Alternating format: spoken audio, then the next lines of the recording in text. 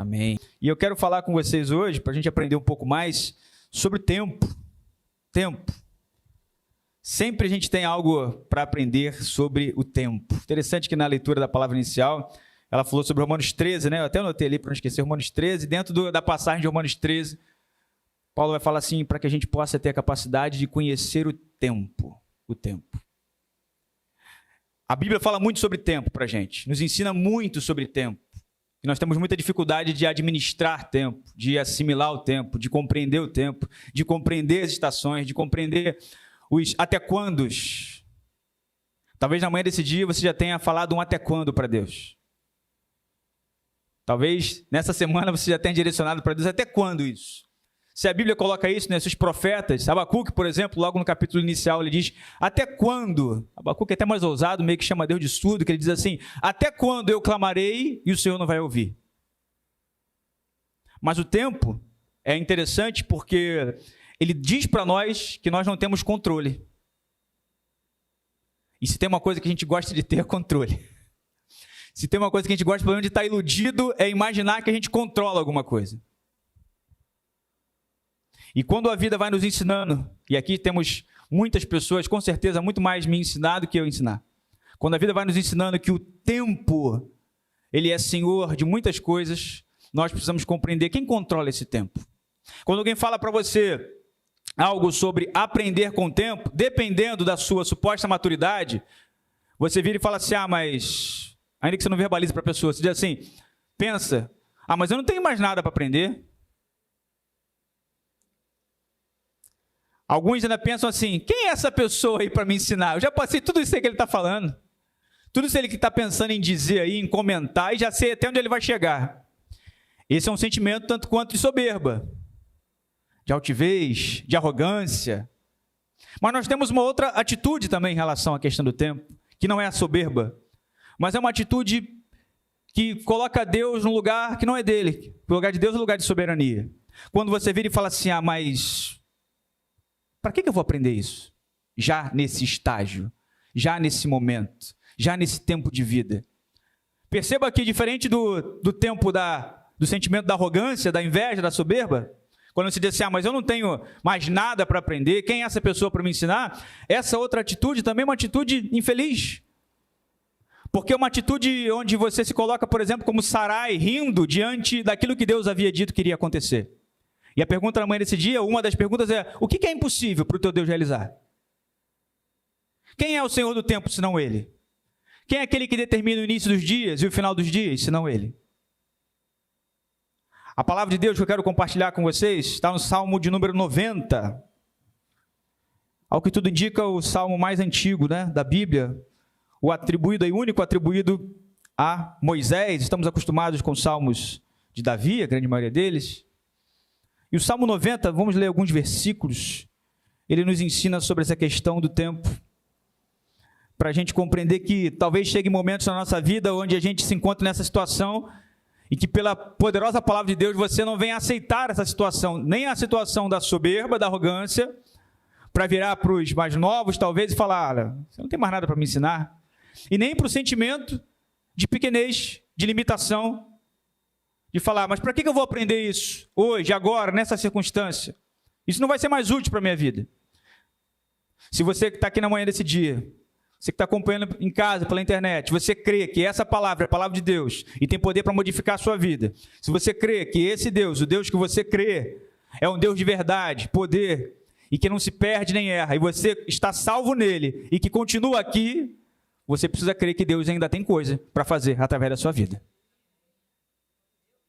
Deus não errou o planejamento, não errou o processo, não deu ruim na planilha de Excel dele, já era para o fulano ter sido arrebatado e não foi. Não, você está aqui ainda, salvo nele. E se está aqui ainda salvo nele, é porque Deus quer fazer alguma coisa através da sua vida, do seu jeito, do seu modo, da sua forma, com a sua capacidade, que é nele. Não a nós, Senhor. Salmo de número 90 diz assim, Senhor, Tu tens sido a nossa habitação por todas as gerações. Aí já começa a falar sobre o tempo. Ele diz assim, antes que os montes fossem gerados, antes de qualquer coisa, antes de qualquer ideia, antes de qualquer perspectiva de criação, Deus já estava lá. O Salmo 90 vai nos ensinar que Deus é aquele literalmente Senhor de todos os tempos e de todas as estações. Sabe quando a gente tem uma dificuldade na nossa vida, a gente perde alguém, e ninguém gosta de perder nada, quanto mais alguém. Nós não gostamos de perder um joguinho que seja. Nós não gostamos de perder uma conversa. Não gostamos de perder uma discussão, às vezes. Quanto mais perder algo e perder alguém. E alguém vira para você e fala assim, e talvez você já tenha perdido muita coisa na sua vida. Alguém bate nas suas costas, ou alguém fala aquela palavra assim, meus pesos, meus sentimentos. E o completar dessa frase, às vezes, vem assim, eu sei o que você está passando.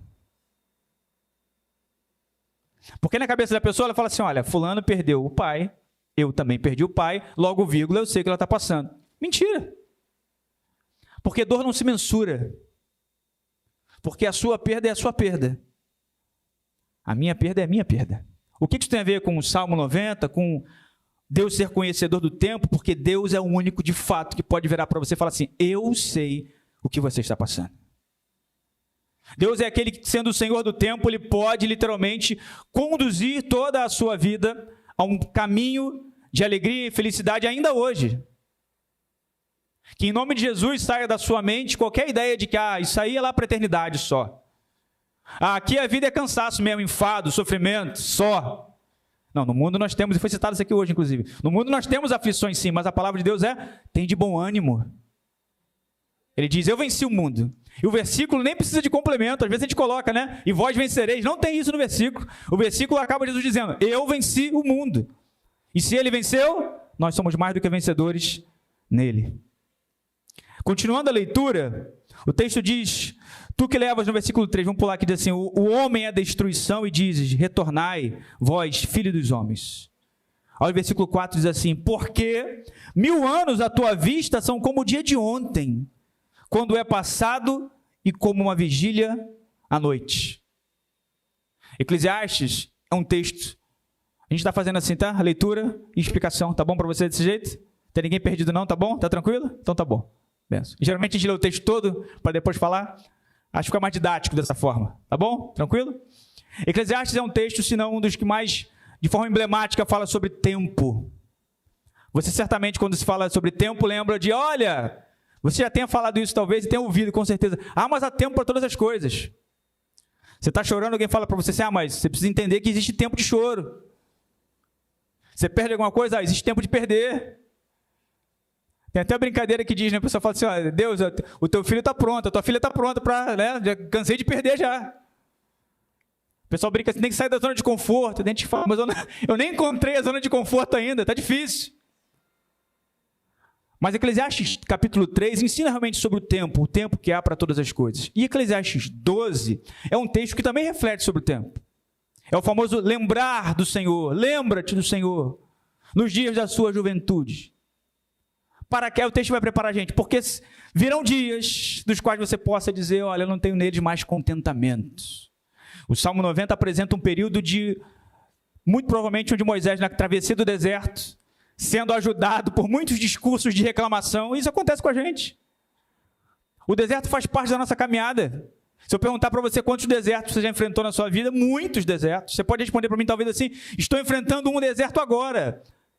Você só não pode aceitar a ideia de que a sua vida foi projetada para o deserto. Isso não, a Bíblia não diz isso. Deserto não é local de você estabelecer estruturas e fundamentos. A não ser o único fundamento, a palavra de Deus. Deserto é local de transitoriedade, é local de passagem, é local de tenda. E tenda é algo temporário. Não aceite o deserto como algo eterno na sua vida. Mas o deserto nos ensina. Você precisa entender o tempo do deserto. Precisa entender que Deus, sendo o Senhor do tempo, tem o controle nas mãos dele. E bom, glória a Ele por isso, que o controle não está com a gente. Por quê? Porque nós não temos controle de nada. Porque hoje nós estamos muito bem, amanhã já mais ou menos. Porque hoje nós estamos assim, querendo expulsar todos os demônios do mundo, e amanhã a gente não quer nem levantar a cama. Imagina se o controle da sua vida dependesse exclusivamente de você. Aprendendo que há tempo para todas as coisas, não significa que eu ficarei de braço cruzado aceitando simplesmente, é isso. Mas eu compreendo que esse Deus, que diz para mim que vai fazer, já fez. Por que tem relação com o tempo, a nossa dificuldade de compreender a fé nele? A palavra nos ensina, porque 1000 anos para Deus é como isso. E nós vivemos uma geração muito imediatista. Muito. É tudo para ontem. Não é nem tudo para hoje, é para ontem. 1 segundo, 2 segundos. Notícias em tempo real, é assim que a gente vive. Nós vivemos hoje uma aglomeração de informações acerca de informações, em cima de informações, onde você tem dificuldade, às vezes, de ficar 2 segundos sem olhar o telefone, porque, de repente, alguém falou com você, alguém respondeu, e você perguntou, e será que a fulano não vai responder? E está demorando. Como é que a gente vivia 10 anos atrás? Como é que você vivia 50 anos atrás, 40 anos atrás, 30 anos atrás? Você pegava lá o ônibus, e aí? Ninguém mandava localização para ninguém. Ninguém falava, estou chegando dentro do ônibus. E todo mundo vivia. Não é isso? Esperava. Que palavra poderosa é essa? Difícil esperar. Esperar conota para a gente dificuldade, né? Ruim esperar. Você chega supostamente no horário, você olha e está atrasado, hein? E está demorando, hein? Às vezes nem está demorando, mas a ideia da espera é uma ideia muito complicada, principalmente quando você não coloca a sua esperança no Senhor. Quando você não espera nele, a dificuldade vem. Quando você não tem certeza de que a sua esperança está direcionada no Senhor que controla todas as coisas. Ah, mas ele controla todas as coisas, eu fiquei resfriado? Sim. Mas ele controla todas as coisas? Sim. Porque se Deus controla todas as coisas, José ficou preso injustamente.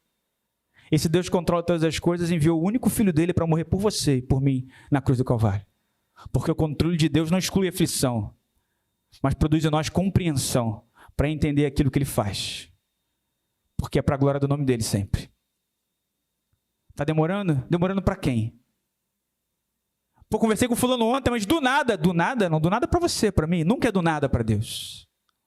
Não existe do nada para Deus, não existe de repente para Deus, não existe tempo muito demorado. A gente até faz isso em oração às vezes, né? Senhor, apressa-te. Ninguém vai deixar de orar assim, Deus não vai ficar chateado por causa disso. Assim como a gente diz, Senhor, nos visita, vem para cá.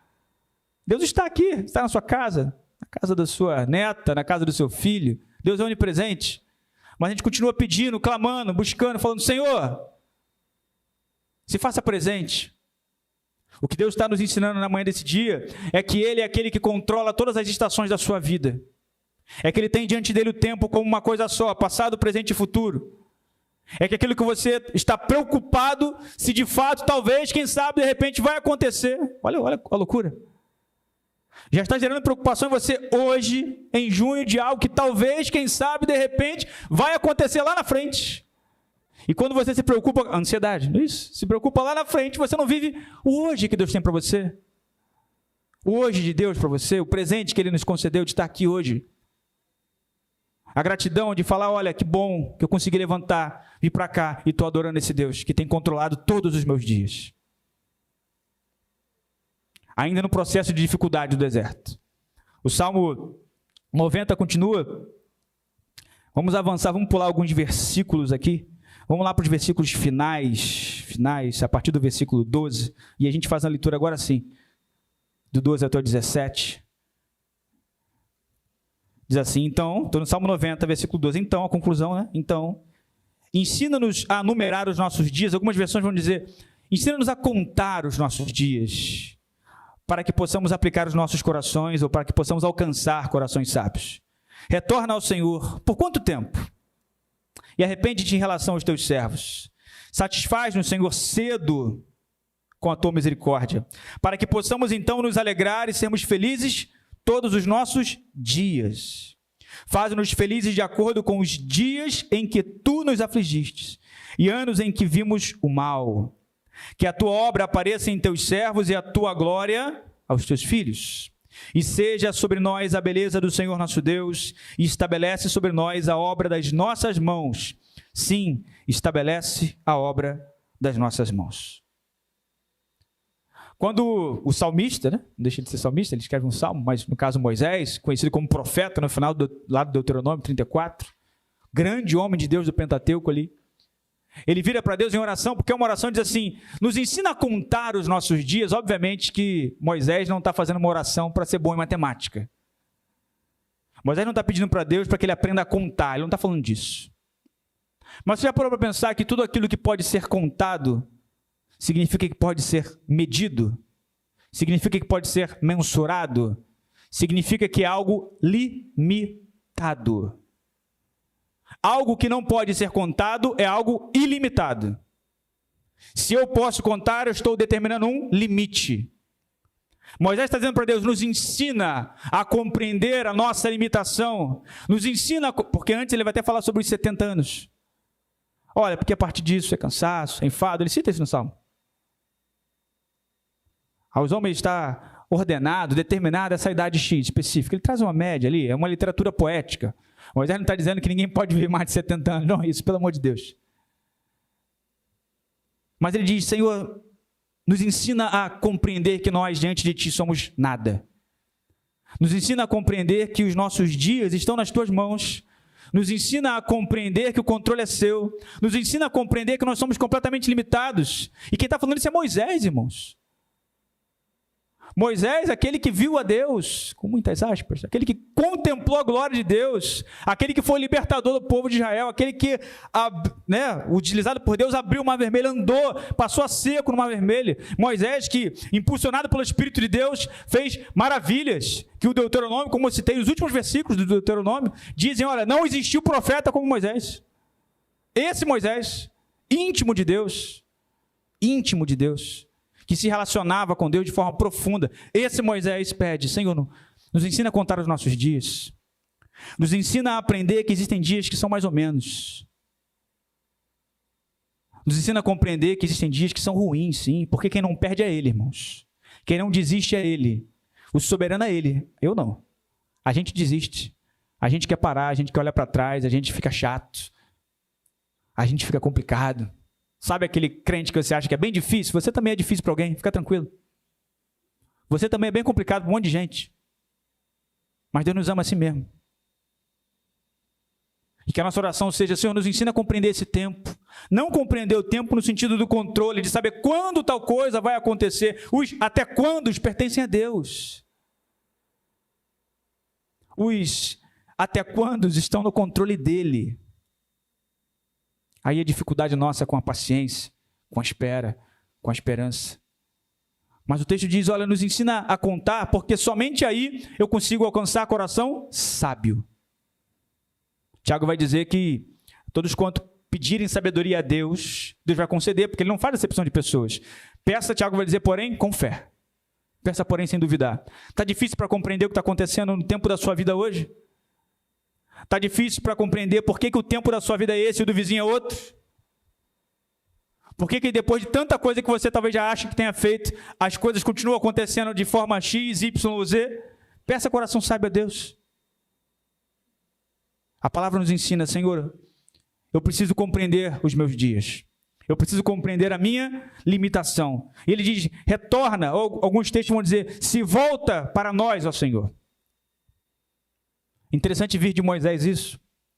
Alguém que, supostamente teve um contato bem profundo com Deus na sarça que queimava, mas não se consumia. Ele diz, é como se, numa ilustração, ele falasse, Senhor, se volta para nós, e aquela pessoa que se volta para você, está dizendo para você que está dando o quê? Atenção. Você está falando com alguém, a pessoa está aqui, aham. O aham é clássico, né, irmão? Ou está no telefone. Você está falando, ela está, não, aham. Aí você faz aquela pergunta clássica, está me ouvindo? Não, claro. Geralmente é desesperadora, mais de mulheres para homens, de esposa para esposa, geralmente.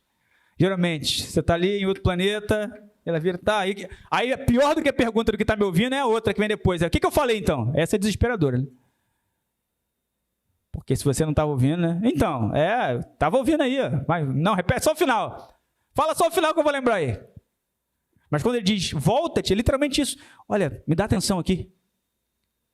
É Atos capítulo 3, quando Pedro ali, João, impulsionados pelo Espírito Santo, chegam para aquele necessitado, que acha que só vai receber a esmola, que está no tempo da necessidade. Olha o tempo de novo aí. No tempo do desespero, aguardando tão somente receber a esmola, eles viram e falam assim, olha, o texto diz que, fitando ele nos olhos. Fitar nos olhos é parar, dar atenção, olhar. Algo que a gente não faz mais hoje em dia. A gente não para mais hoje em dia. A gente não senta mais hoje em dia, a gente não conversa mais, a gente não olha mais para o outro. A nossa vida é muito corrida, uma agenda muito cheia. Que na manhã desse dia você comece a liberar a sua agenda. Como assim? Mas eu não tenho que ter atividade? Sim, mas libere daquelas coisas que não são úteis. Certamente dentro da sua agenda, se você diz que está com a agenda muito lotada, faltando tempo para a palavra, tempo para Deus, tempo é prioridade, irmãos. É que talvez a sua agenda esteja preenchida com um monte de coisa que não seja útil. Com um monte de coisa que não agregue para o reino de Deus. Com um monte de coisa que não some para a glória de Deus na sua vida. Esse Deus que é Senhor do tempo nos ensina que todos os dias, Ele controla. Se você deixar que Ele seja o controlador da sua vida. Quando Moisés vai dizer, retorna para nós, ele diz assim, Senhor, por quanto tempo? Versículo 14 ele diz, mas que a sua misericórdia venha cedo, que os nossos dias, está tudo envolvido, marcado para você compreender assim, faz-nos felizes de acordo com os dias. Moisés está dizendo, os dias, cedo, os anos, o tempo, tudo está nas tuas mãos, Senhor. Mas nos ensina a compreender, porque tem dias que a gente não compreende. Você pode perder em sequência muitas pessoas maravilhosas na sua vida, e mesmo assim você não vai estar apto a aceitar a perda. Ninguém se prepara para isso. Mas a palavra de Deus nos ensina que nesse mundo nós temos aflições, como nós citamos no início. O que essa palavra deve servir para o nosso coração na manhã desse dia? Que Deus está nos reunindo aqui hoje, que nos separou aqui hoje para falar, olha, vai dar tudo ruim, é isso? Claro que não. Olha, não tem mais jeito, é isso? Claro que não. Muito pelo contrário. Deus nos concede a oportunidade hoje, riquíssima, de estarmos aqui, glorificando o nome dEle. Se a gente soubesse o quão valiosa é essa oportunidade de estarmos aqui na manhã desse dia, se você soubesse quantas pessoas desejariam estar aqui hoje, glorificando a Deus, num culto, e não podem, certamente nós oraríamos diferente. Nós louvaríamos diferente. Certamente nós nos portaríamos diferente. Se você soubesse quantas pessoas dariam a vida para estar aqui hoje. Quantas pessoas num leito? Quantas pessoas querendo simplesmente ter a possibilidade de estar cultuando a Deus no local? Deus nos concedeu o tempo. Olha o tempo de novo aí. O tempo de hoje. O dia que se chama hoje. Para que nós pudéssemos estar adorando o nome dEle. Porque culto é para Ele, irmãos. O culto sempre foi para Ele.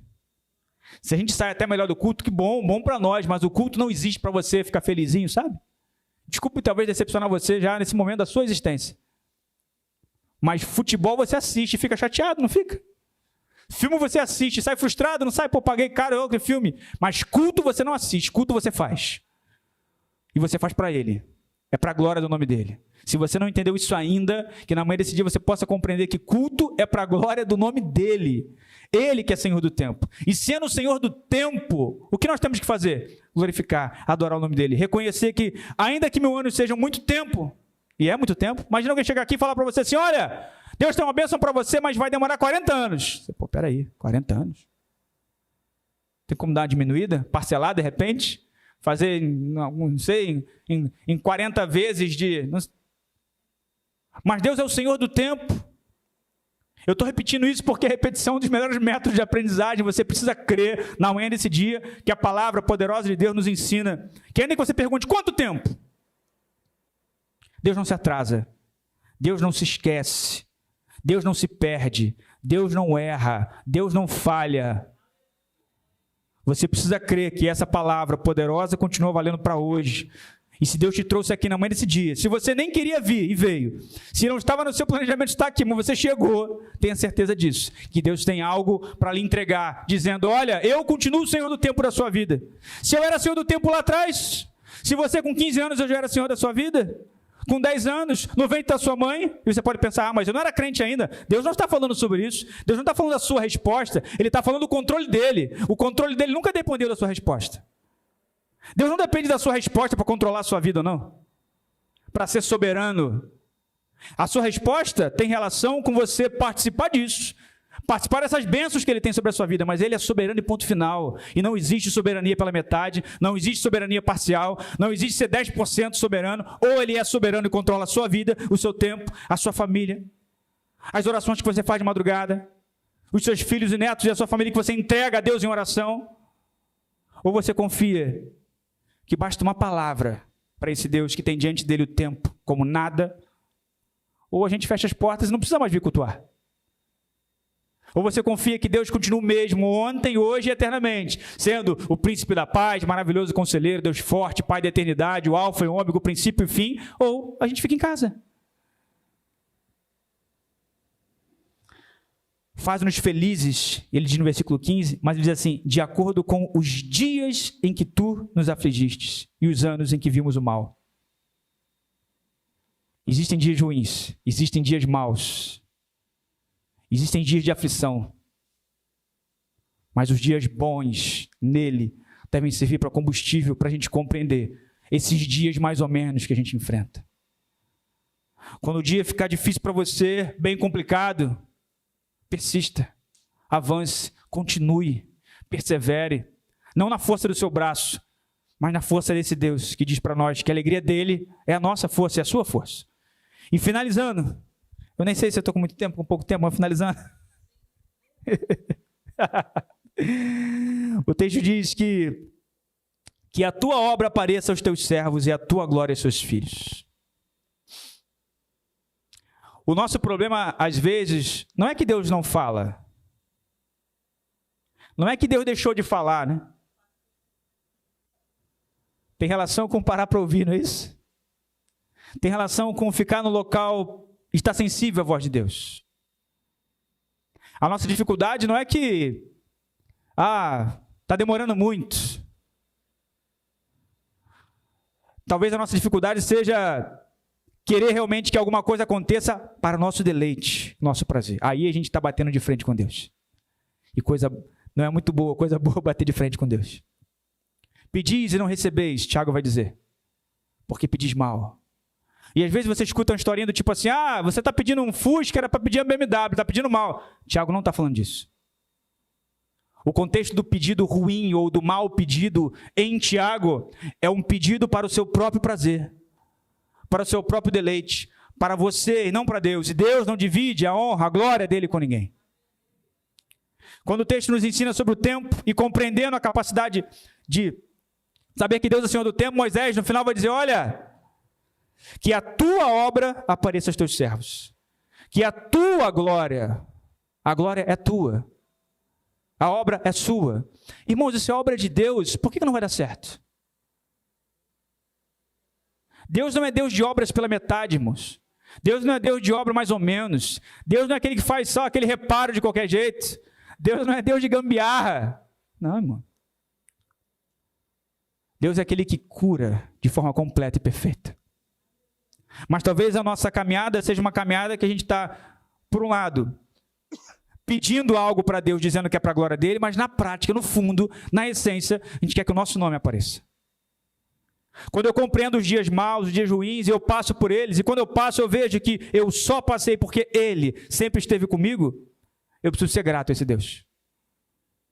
Deus coloca pessoas na nossa vida, sim ou não? Amém, claro que coloca. Deus coloca pessoas para nos ajudar, para estar orando, intercedendo. Claro, nós não vivemos sozinhos. Não existe evangelho do eu sozinho. Não existe evangelho do quem sabe da minha vida é Jesus, tá? Isso não existe, isso não é evangelho. O evangelho é Pai Nosso, é o pão nosso. Isso é evangelho. Isso é evangelho. Quando nós compreendemos isso e passamos pela dificuldade, porque nós passamos. Você está aqui, ó. Quem diria, hein? Já parou para pensar isso? Você aqui. Poxa, como assim você? Parece até que você conhece a minha vida. Não, é porque geralmente a gente empurra para os outros, né? A gente coloca nos outros, a gente fala assim, olha, fulano conseguiu chegar no culto, hein? Não, nós. Se teve jeito para você, assim que tem que ser o evangelho. Se teve jeito para mim, por que não tem jeito para o outro? Não, mas a minha vida não foi tão, irmãos. Deus, ele conhece os nossos desertos. Deus, ele conhece as nossas origens, os nossos começos, as nossas lutas diárias, as nossas dificuldades, o quanto nós somos difíceis às vezes, ou muitas vezes, ou quase todos os dias.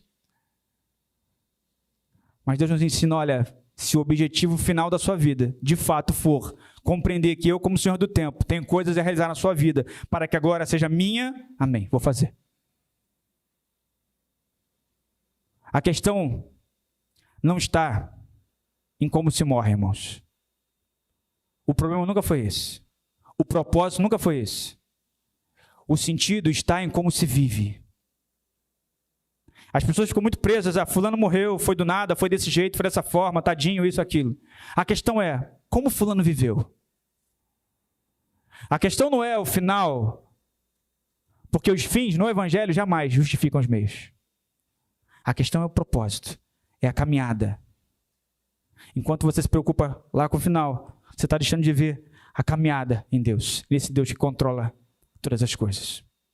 O último versículo do Salmo 90 diz: e seja sobre nós a beleza do Senhor nosso Deus.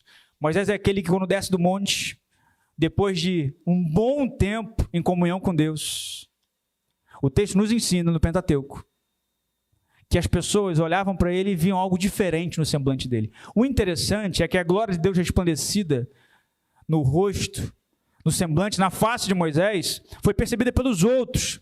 Mas Moisés não saiu por aí dizendo: e aí, tá vendo uma coisa diferente aí? Não? Tem certeza? Olha para mim aí, olha. E aí, não? Porque a glória de Deus na vida da pessoa gera, de fato, glória para Deus, não para a pessoa. O poder de Deus, o agir de Deus, para que poder de Deus? Você já parou para pensar para que você pede poder de Deus às vezes? Porque a Bíblia nos ensina que poder de Deus é para ser testemunha. Esse é o objetivo, essa é a finalidade, é o para quê. É o para quê do poder de Deus derramado, tanto em Atos, em Joel capítulo 2. O derramar do Espírito é para que a gente possa testemunhar. Não é para a glória do meu nome. Não é para que eu seja alguém diferente, sabe, especial, no meio de tantas outras pessoas normais. Mas a glória é dele.